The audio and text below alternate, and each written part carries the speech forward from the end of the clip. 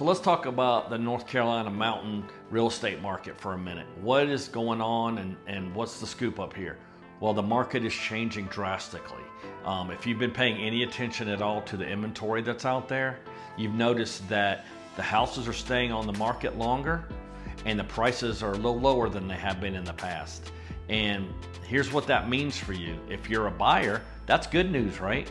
You're looking for the best house you can get that best suits your needs for the lowest price possible. So you're a little bit more in the driver's seat than you maybe would have been 2, 3, 4 years ago.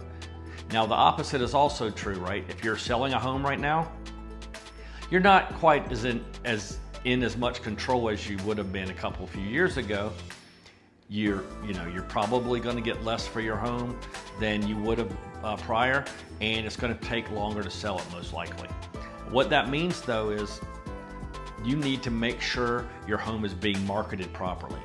There are ways for agents to pinpoint the people that are most opportune buyers for your specific house, that they're well qualified financially, but that their needs also are a good match for the specs of your home.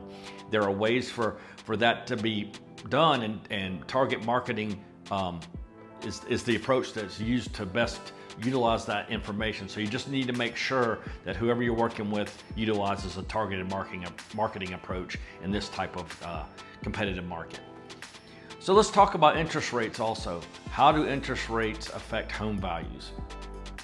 Well, when interest rates are higher, prices tend to go down. And that's because there's less people out there that can afford to buy the house because the interest rates are higher. The cost of them borrowing money is higher than it would have been otherwise, so they can afford less of a house. And then the opposite is also true, of course. When interest rates are really low, prices tend to get pushed up because the rate to borrow money is lower. It's cheaper to borrow money. You can afford more of a house. Well, what that tends to do is drive house prices up, sometimes dramatically.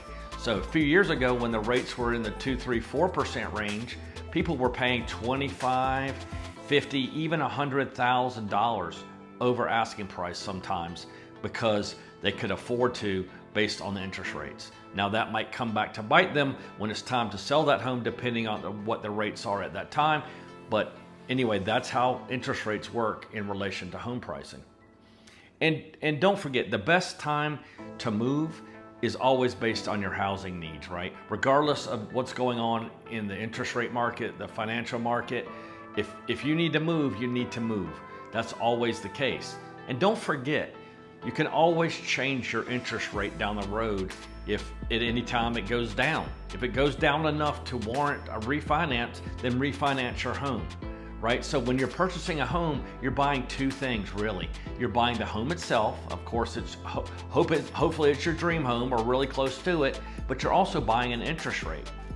So if you find the right house for you and you can afford it, even at a little bit of higher interest rate, go ahead and buy the house. When rates go down in the future, they go up and down. So when they go down to a point where it makes sense for you to refinance the house, save money on interest, but you've got the house you wanted at a lower price when interest rates were higher, then you refinance and you got the best of both worlds. The house you really wanted, and then you refinance it at a lower rate. So it becomes a win-win situation. You just have to wait sometimes, maybe a few years, who knows the situation, but that's the theory behind buying the interest rate and the house. So if there's any questions about any of this that I've covered, what's going on in the market right now up in the North Carolina mountains, feel free to reach out to me. My contact info is flashed up on the screen, I'm sure, and it's also at the end of this video. So feel free to reach out with any comments or concerns. Hey, it's Brian Goldberg, and listen, if you don't follow this channel, there's a good chance you'll never see me again. I consistently put out helpful content for those that are currently in the real estate market. This information can be extremely helpful for your buying and selling needs, so be sure you like and subscribe here. And most importantly, leave a comment to let us know if this video was helpful for you. We are here to help the North Carolina mountain community, and we always love your thoughts and questions. Follow now, and then we'll see you with our next helpful video.